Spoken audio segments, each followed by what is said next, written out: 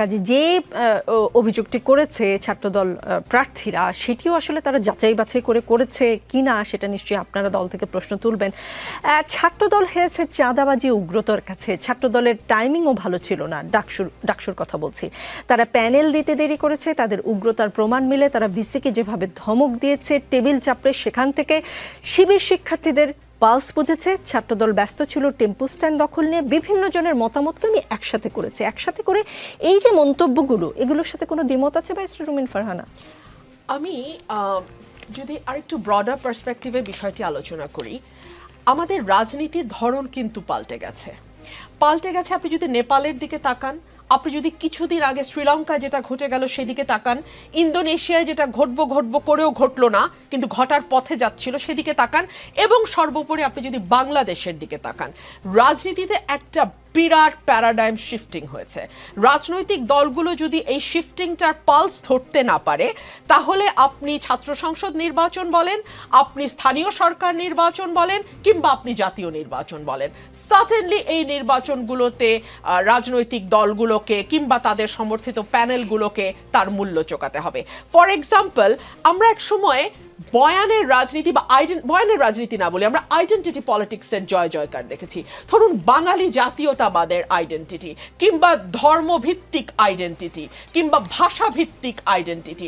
এই identity politics, যেটা for example ভারতের দিকে যদি আপনি তাকান, উগ্র ধর্মভিত্তিক যে রাজনীতি তারা করে যাচ্ছে, তাতে প্রতিদিন তাদেরকে আরো একটু উগ্র, আরো বেশি হিন্দু, আরো একটু বেশি হিন্দু, এটা প্রমাণ করতে গিয়ে তাদেরকে হেন কোনো কুকর্ম নাই যেটার আশ্রয় তাদেরকে নিতে হচ্ছে না।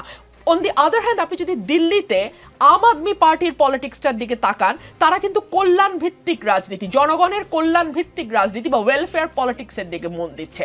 আমাদের উপমহাদেশ ভারত, পাকিস্তান, নেপাল, আপনি এই দেশগুলোতে যদি দেখেন, এবং আরো সংক্ষিপ্ত করে আলোচনা আনে যদি বাংলাদেশের দিকে তাকান, মুক্তিযুদ্ধের পক্ষ বিপক্ষের রাজনীতি, বয়ানের পক্ষ বিপক্ষের রাজনীতি, বাঙালি না বাংলাদেশি এই তত্ত্বের রাজনীতি, ধর্ম মুসলমান ভিত্তিক রাজনীতি হবে, মানে ধর্মভিত্তিক রাজনীতি হবে।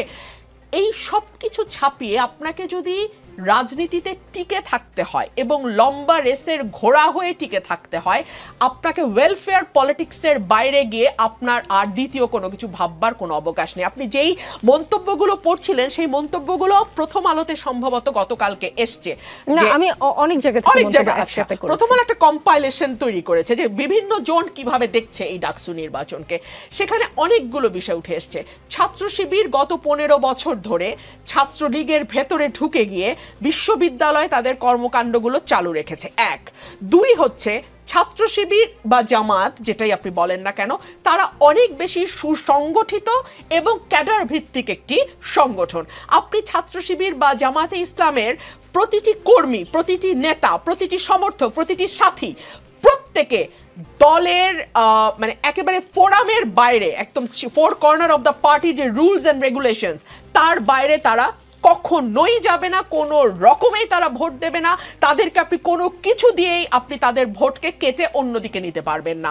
3 হচ্ছে এই যে ওয়েলফেয়ার পলিটিক্সের কথা আমি বলছিলাম, আমি গণমাধ্যমে দেখলাম, এটা তো আমার জানার কথা না, আমি তো জামায়াত বা শিবিরের সঙ্গে যুক্ত নই। তারা বিভিন্ন জায়গায় স্টুডেন্টদেরকে নানানভাবে সহযোগিতা করেছে। ফর এক্সাম্পল ওয়াটার পিউরিফায়ার, প্রতিটি হলে হলে তারা ওয়াটার পিউরিফায়ার দিয়েছে। তারা স্টুডেন্টদের যারা হয়তো ততটা আর্থিকভাবে সক্ষম নয়, তাদেরকে, তাদের ভালো ভালো কোচিং সেন্টার আছে, সেই কোচিং সেন্টারগুলোতে তারা বিনা পয়সায় কিংবা কম পয়সায় তাদেরকে কোচিং করিয়েছে। অর্থাৎ স্টুডেন্টদের সুখে দুঃখে একেবারে আজকে থেকে না, এটা 1 বছরের প্রস্তুতি না, কিন্তু এটা জামাতের বহু পুরনো প্রস্তুতি।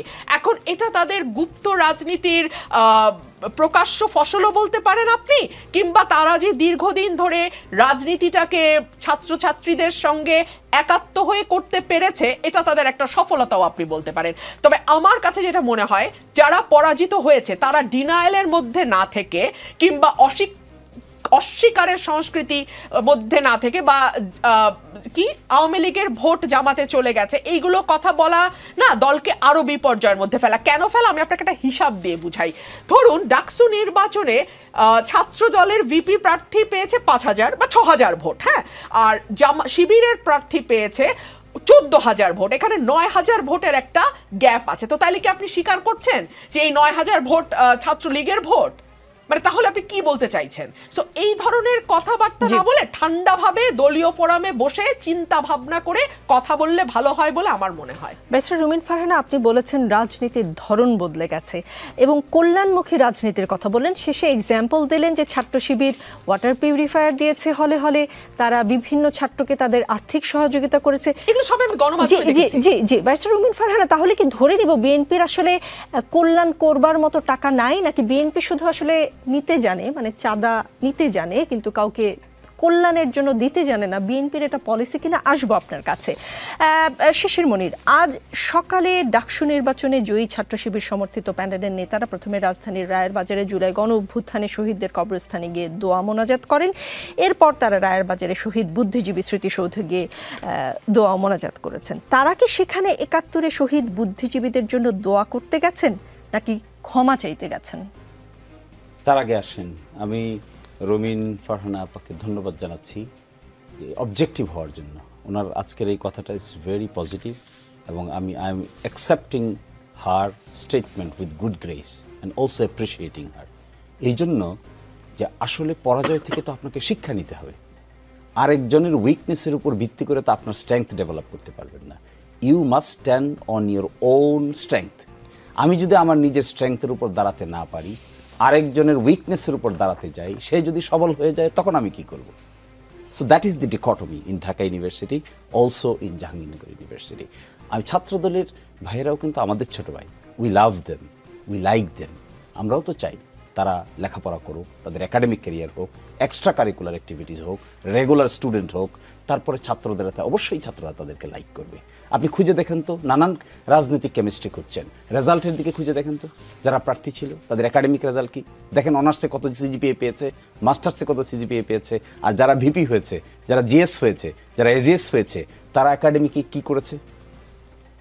যদি আমি অবজেক্টিভ হতে চাই তাহলে আমাকে তো এগুলো দেখতে হবে। আমি এগুলো না দেখে শুধু রাজনৈতিক বয়ান যদি দিতে চাই, কে গুপ্ত কে সুপ্ত, এগুলো তো people will not accept it. Someone is seeing that a good student is the candidate.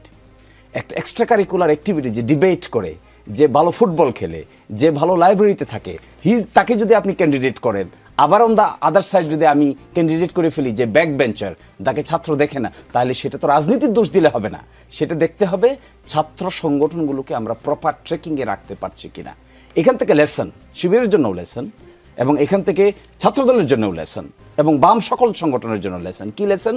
We must be objective. জেনুইননেসটা বিল্ড আপ করতে হবে। জেনুইননেস যদি কারো থাকে, তাহলে যতই আপনি অপপ্রচার করেন না কেন, শেষ পর্যন্ত কিন্তু জেনুইননেস উইল কাম আউট। একজন যদি ভালো ছাত্র হয়, তা ওয়েল বিহেভড হয়, ওয়েল ম্যানার্ড হয়, সে যদি কর্মচারী কর্মকর্তাদের সঙ্গে ভালো বিহেভ করে, তাহলে তার তো একটা জেনুইন কোয়ালিটি। সে সময় মতো ক্লাসে যায়, ভালো রেজাল্ট করে, পরীক্ষা দেয়, তারপরে সে পার্টিসিপেট করে, শিক্ষকদের সাথে ওয়েল ম্যানার্ড হয়।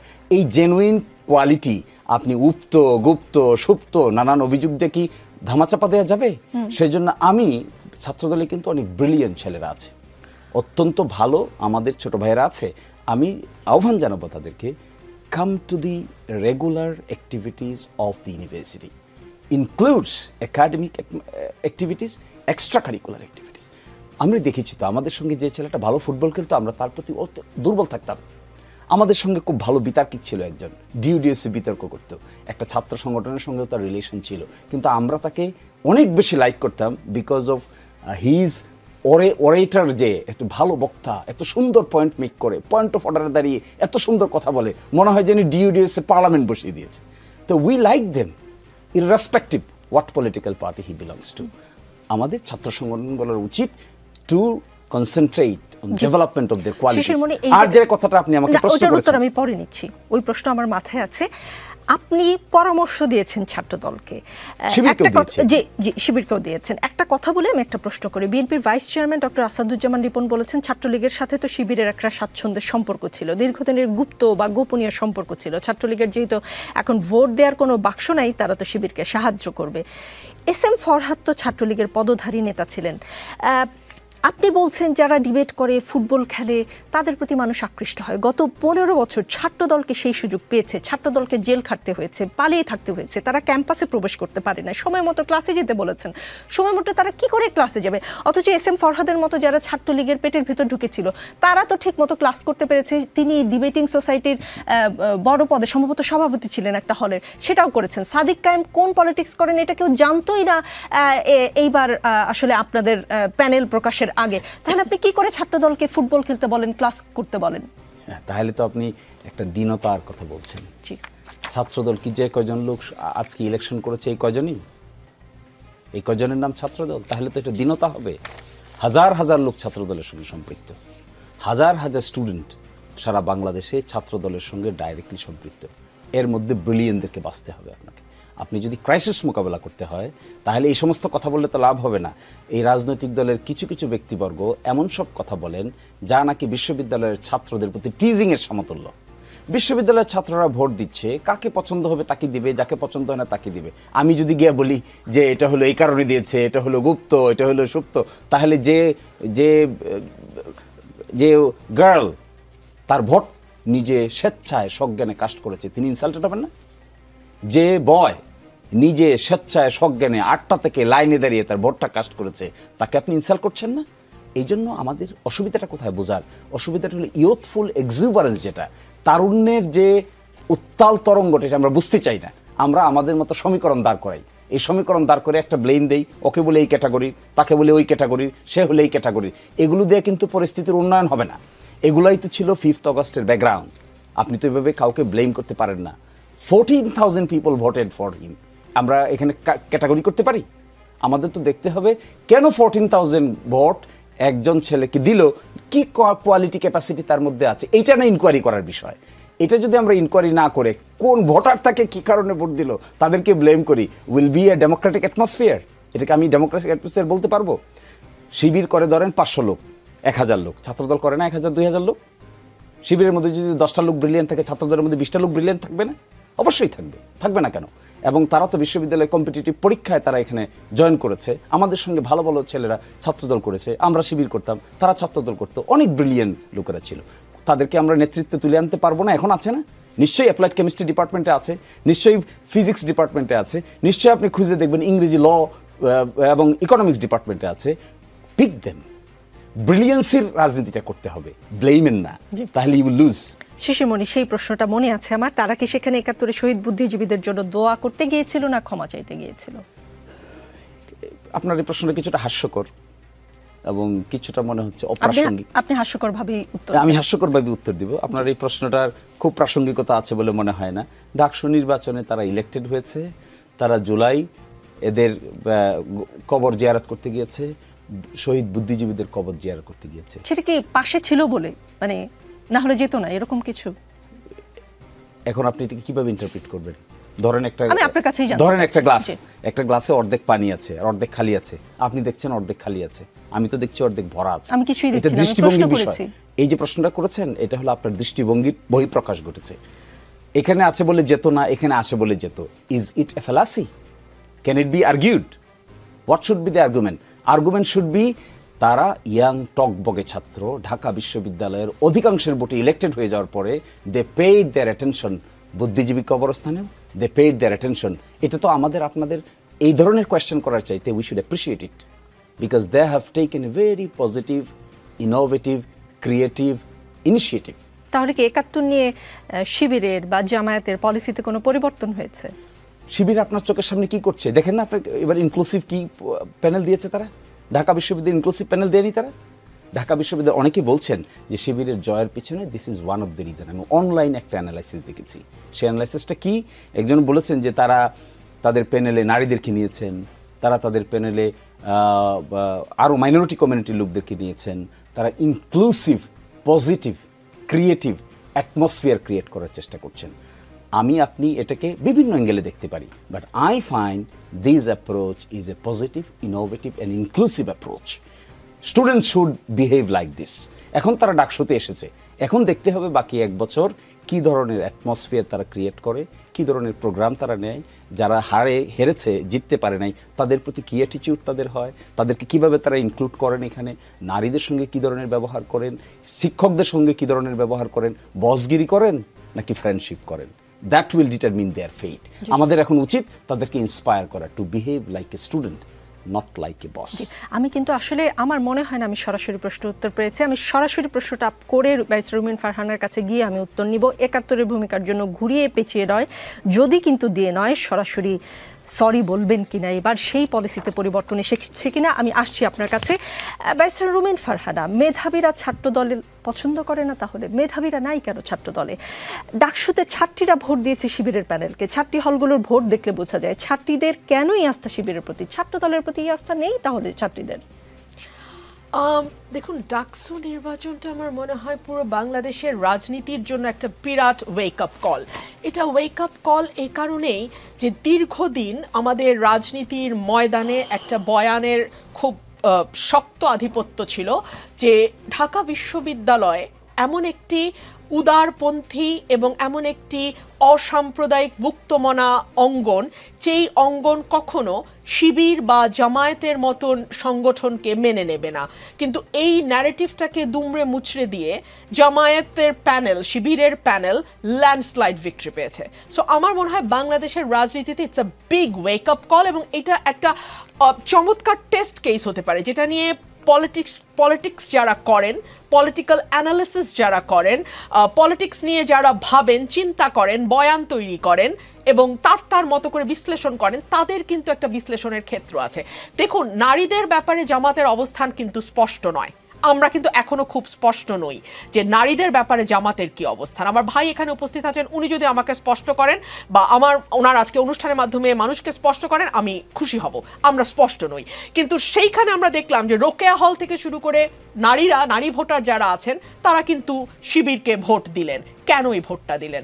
আমি যেটা গণমাধ্যমের মাধ্যমে জানলাম সেটি হচ্ছে যে ছাত্রী সংস্থা, তাদের যে ছাত্রী সংস্থা আছে, তাদের যে নারী সংস্থাটা আছে, তারা একেবারে হলে হলে গিয়ে আমাদের স্টুডেন্টদের সঙ্গে 1-to-1 একটা কমিউনিকেশন তৈরি করেছে, তাদেরকে আশ্বস্ত করেছে, তাদেরকে বুঝিয়েছে, অর্থাৎ তারা তাদের ভোটের মাঠে জয়লাভের জন্য যা যা করা দরকার সেটা তারা করেছে। এটা গণমাধ্যমের রিপোর্ট।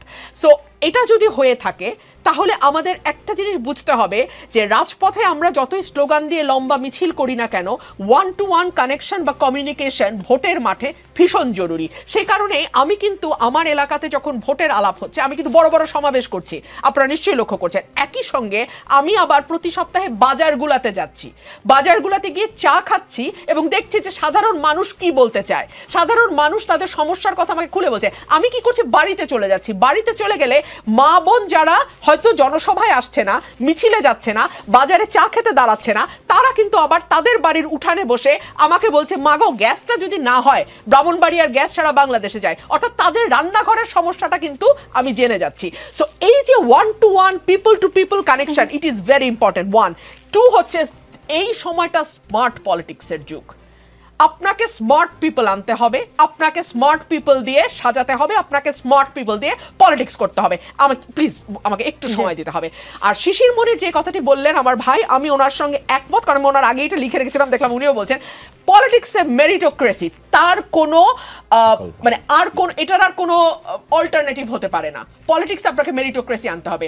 যদি আপনার কাছে পলিটিক্সের অর্থ হয়ে থাকে, আমি এটা যে কোনো দলের ব্যাপারই বলছি, এটা আমি কোনো বিশেষ দল না, আমি জামাতকেও বলছি, আমি বিএনপিকে বলছি, আমি আওয়ামী লীগকে বলছি, আমি অ্যাজ আ হোল বলছি। আপনার যদি লক্ষ্য হয়ে থাকে যে বস্তি থেকে উঠে এসে আপনি বিলিয়নিয়ার হবেন, অর্থাৎ স্লামডগ মিলিয়নিয়ার, এইটার পলিটিক্স এখন বাংলাদেশে আর সম্ভবত খাটবে না। এবং এই যে বিশ্ববিদ্যালয়ে একটা চমক হলো, এই চমকটা বাংলাদেশের প্রতিটা পলিটিক্যাল পার্টির জন্য is a big wake up call. যে আপনি যদি পিপল টু পিপল কানেকশন তৈরি করতে পারেন, আপনি যদি মেরিটোক্রেসিকে প্রাধান্য দেন, আপনি যদি মানে উত্তর দক্ষিণ বা অমুক ভাই তমুক ভাই, তুমি আমার আমি তোমার, এই পলিটিক্সের বাইরে গিয়ে যদি আপনি আর একটু ব্রডার পার্সপেক্টিভে পলিটিক্সটাকে দেখতে না পারেন, আপনি যদি বয়ানের পরিবর্তে পাল্টা বয়ান তৈরি করতে না পারেন এবং যারা আপনার বয়ান তৈরি করে দিচ্ছে তাদেরকে দলে যথাযথ মূল্যায়ন করতে না পারেন, তাহলে এই ভরাডুবি জাস্ট শুরুই হলো। আরেকটা প্রশ্ন করে আমি যাব বিরতিতে। মুক্তিযুদ্ধ বিষয়ক দুটি প্রশ্নের উত্তরে নিব। ব্যারিস্টার রুমিন ফারহানা, ডাকসুর মুক্তিযুদ্ধ বিষয়ক সম্পাদক পদটাও কিন্তু শিবির সমর্থিত জোটের ঘরে, কেমন করে কিভাবে? কারণ এটি নিয়ে আসলে ডাকসু নির্বাচনের আগে আপনারা এক ধরনের বয়ান তৈরি করার, আপনারা মানে আমি ছাত্র দলের কথা বলছি, এক ধরনের বয়ান তৈরি করার চেষ্টা করেছিলেন। এখানে চন্দ্রদীপ নামে একজনের একটি মন্তব্য পড়ে শোনাতে চাই। একবার ভাবুন তো, ডাকসু নির্বাচনে একটা পদ তৈরি করা হলো, জুলাই অভ্যুত্থান বিষয়ক সম্পাদক, সেই পদে কোনো একদিন নির্বাচিত হলো ছাত্রলীগ, কেমন হবে বিষয়টা? বিরতি নেই, ফিরছি একটু পরেই। দেখছেন রাজনীতি, আমাদের সঙ্গে শিশির মনির আছেন। শিশির মনির, বাংলাদেশের কমিউনিস্ট পার্টির সাবেক সভাপতি ও স্বাধীনতার পর ডাকসুর প্রথম ভিপি মুজাহিদুল ইসলাম সেলিম বলেছেন, ঢাকা বিশ্ববিদ্যালয়ের মতো প্রতিষ্ঠানে এ ধরনের প্রতিক্রিয়াশীল শক্তির উত্থান লজ্জার, কারণ এই ক্যাম্পাস হচ্ছে মুক্ত বুদ্ধি চর্চার কেন্দ্র। সেখানে এই ধরনের শক্তিকে শিক্ষার্থীরা কিভাবে বেছে নিল তা বোধগম্য নয়। তাদের নিয়ে আমার আপত্তি আছে, কারণ তারা স্বাধীনতা বিরোধী শক্তি। তাদের মূল দল জামাতে ইসলামী মুক্তিযুদ্ধের সময় নারী নিপীড়নের সঙ্গে জড়িত ছিল। কোনো মন্তব্য করতে চান? সাথে আগের প্রশ্নের উত্তরটা যদি দিতেন। যে মন্তব্য করতে চাই, এটা উনি তো সিনিয়র মানুষ, I have full respect for him, I always respect, because উনি অনেক এক্সপেরিয়েন্স, ভালো অনেক কিছু দেখেছেন। কিন্তু এইভাবে ঢাকা বিশ্ববিদ্যালয়ের ছাত্রদেরকে ব্লেম করাটা মনে হয় ঠিক হবে না। That will be tantamount to attack their independent opinion. যেখানে ঢাকা বিশ্ববিদ্যালয়ের ছাত্ররা একটা জিনিস ডিসাইড করছে, রাইট অর রং। মানুষের জীবন উত্থান পতন হয় না? আপনি একটা দেখেছেন, আমি তো আরেকটাও দেখতে পারি। আমরা যখন বৃদ্ধ হয়ে যাব তখন আরেকটা সিচুয়েশন দেখতে পারি। এটাই তো ডায়নামিজম, ক্রিয়েট হবে, চেঞ্জ হবে, আসবে যাবে। বিশ্ববিদ্যালয়ের ইয়াং ছাত্ররা ডিসাইড করেছে তাদের সহপাঠীদের মধ্যে কাকে কাকে বেছে নেবে, তারা তাকে বেছে নিয়েছে। এখন আমরা যদি এই বক্তব্য দেই, ইট উড বি জাস্টিফাইড? আমি জাস্টিফাইড মনে করি না। But however I have full respect for him, he is an experienced person, he is to me as a father like person. এই জন্য আমি কোনো অন্য কথা বলতে চাই না। শুধু আমি এতটুকু বলতে চাই, সম্ভবত এই প্রতিক্রিয়া যদি তিনি দেখান, তাহলে ঢাকা বিশ্ববিদ্যালয়ের ছাত্রদের প্রতি একটা ইনজাস্টিস হবে, তাদের ওপিনিয়নের প্রতি এক ধরনের ইনসাল্ট হবে। এটা কারোই করা উচিত না।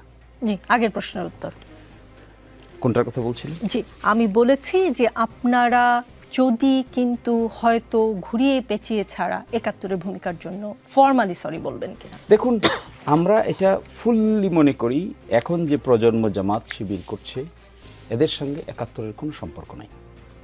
দে আর সম্পর্ক না থাকা তো ভয়াবহ শিশির মনির। ৭১-এর আমাকে মাধ্যমে উত্তর দিতে দেন, বাংলাদেশের জন্ম। আমাকে তো উত্তরটা দিয়ে দিলেন না। জি, আমার প্লিজ এখন সেন্টেন্সটা বলুন। কমপ্লিট করতে এখন দেন। বলুন, কারণ আপনি খুব স্পর্শকাতর কথা বলেছেন। এদের এখন যারা শিবির করছে, আপনি যদি আমাকে এই প্রশ্ন করেন, আমাকে এই প্রশ্ন করছেন কেন? আমি ৮১ সালে জন্ম হয়েছে আমার। আপনি যদি আমাকে এই প্রশ্ন করেন, is it A justified question to me? ইতিহাসের জন্য কবে জন্ম হয়েছে সেটা খুব জরুরি। অফকোর্স, আপনি ইতিহাস জানবেন কেন? To track you in the good track. আপনার বাবাকে দাদাকে আপনি জানবেন না? অবশ্যই জানবো, কিন্তু আপনি যে আমাকে ব্লেম করছেন, না, blame করছেন, আমি আপনি প্রশ্ন তো আমাকে করছি। বলতেছেন কোন একটা জিনিসের জন্য সরি বলতে। কি জিনিসের জন্য সরি বলতে আমাকে বলছেন?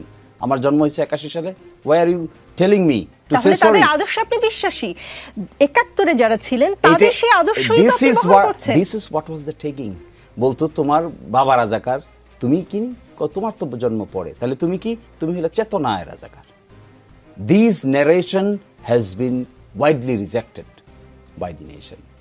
এখন যদি আপনি আমাকে এই কথা বলেন, আপনি যদি একজন ৭০ বছর, শুনেন, একজন ৭০ বছর বয়সের একজন যে নাকি এটা দেখেছেন, যে নাকি এটা উইটনেস করেছেন, তাকে যদি আপনি কোয়েশ্চেন করেন, that may be relevant. Why are you asking this question as a student of class 22 years old? আপনি শেষ করেন, আমি বলছি। আপনি যখন 22 বছর বয়সের ঢাকা বিশ্ববিদ্যালয়ের যে ছাত্রকে এটা করেন, you are insulting him. This is tantamount to insult. This insult যখন করা হবে একজন মানুষকে, he or she can take it. And that insult was done by the then Prime Minister. And এরপরে দেখেন নাই কি, what was the reaction? আমি কি এবার প্রশ্ন করতে পারি? পরবর্তী প্রশ্ন। আপনি যে সময় জন্মের কথা বলেছেন, ঠিক আশেপাশেই আমার জন্ম।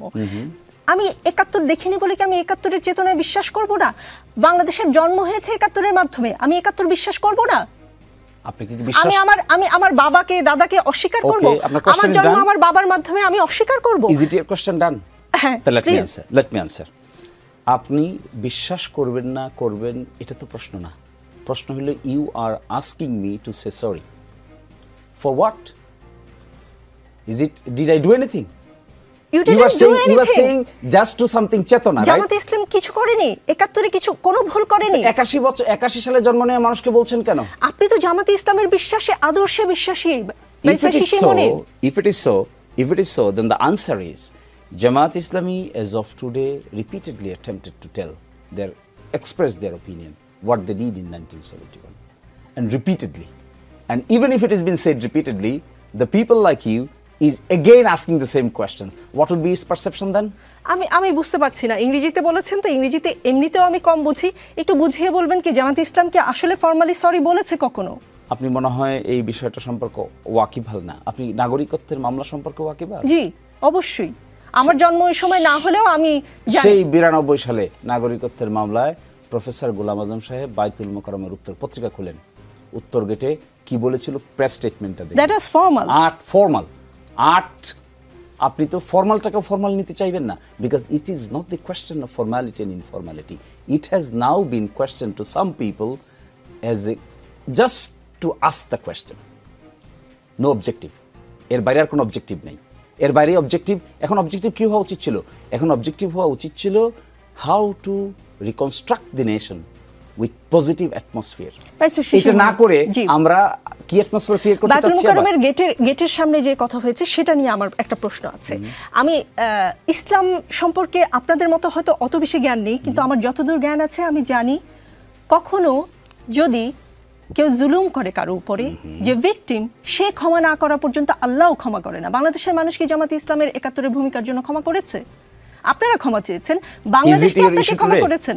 Is it your issue today or allotted all of your time for this purpose? No, it is not my issue. কিন্তু আপনি স্পর্শকাতর কথা বলেছেন বলে আমি প্রশ্ন করছি একের পর এক। হ্যাঁ, এই যে প্রশ্নগুলো করছেন আপনি, এই যে কথাটা এখন বলছেন, এই কথাটার what is the relevancy now? You are creating the relevancy by yourself in the way that we are discussing in the Daksu election. ওই ছেলেরা ওখানে গিয়ে এটাও জিয়ারত করেছে, এটাও জিয়ারত করেছে। This is the question, this is your root question. And again you are asking the same question repeatedly. আমি পরিষ্কার হতে চাচ্ছি যে এই প্রশ্নের উত্তর আমি পাইনি, সেই প্রশ্ন আমি বারবার করব। সেই প্রশ্নের উত্তর তো বারবার আপনাকে দেওয়া হচ্ছে, কিন্তু আপনি নিতে পারবেন না এটা, because you have certain sort of bias. আমি মুক্তিযুদ্ধের প্রতি বায়াসড। শিশির মনির, আপনি যদি বলেন আমি মুক্তিযুদ্ধের প্রতি বায়াসড। We also. আপনি বায়াস, আমরা বায়াস না? আপনি কি আমরা যখন ডেমোক্রেটিক অ্যাটমসফিয়ারের কথা বলি, আমরা যখন মুক্তিযুদ্ধের চেতনার কথা বলি, আমরা যখন মানবিক সাম্য, মানবিক মর্যাদার কথা বলি, আমরা যখন ডেমোক্রেসির কথা বলি, ফ্রি ফেয়ার এনভায়রনমেন্টের কথা বলি, রুল অফ লয়ের কথা বলি, ট্রান্সপারেন্সি অ্যাকাউন্টেবিলিটির কথা বলি, is this not our biasness?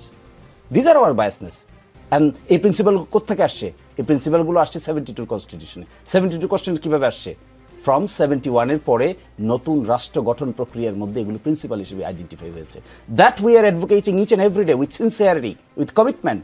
আমাদের লাইফ এবং স্টাইল খুঁজে দেখেন, আমাদের জীবনে কোনো করাপশন খুঁজে পাবেন কিনা, আমাদের জীবনে কোনো হিপোক্রেসি খুঁজে পাবেন কিনা, আমাদের জীবনে এমন কিছু খুঁজে পাবেন কিনা যে আমরা বলি একটা করি আরেকটা, আমাদের জীবনে কোনোদিন কোনো তসরফের সঙ্গে যুক্ত আছি তা খুঁজে পাবেন কিনা। Is this not the sentiment of 71? মানবিক সাময়িক মর্যাদার, মানবিক মর্যাদার মধ্যে এগুলো পড়ে না? ট্রান্সপারেন্সি অ্যাকাউন্টেবিলিটি পড়ে না? ডেমোক্রেসি পড়ে না? ফ্রি ফেয়ার এনভায়রনমেন্ট পড়ে না? Liberty, right to life and liberty পড়ে না? That we are advocating for this. তাহলে আপনাকে মুখে মুখে শুধু বললেই কি হবে, না ওয়ার্কগুলো করতে হবে? আপনারা কাজে প্রমাণ করতে চান। আমি মনে হয় খানিকটা উত্তর পেয়েছি। ব্যারিস্টার রুমিন ফারহানা, বিএনপি তো মনে হয় জাতীয় নির্বাচনের পর কে কোন মিনিস্ট্রি পাবে সেটাও হিসাব করে ভাগ করে একদম ফেলেছিল। এখন কি বিএনপির স্বপ্নে সাজানো বাগানে ভূমিকম্পের হালকা ঝাঁকুনি লাগলো ডাকসু নির্বাচনের পর, নাকি ডাকসুতে শিবিরের জয়ে ধাক্কাটা রিক্টার স্কেলে 9-এর উপরে ছিল? না, দেখুন, জাতীয় নির্বাচন আর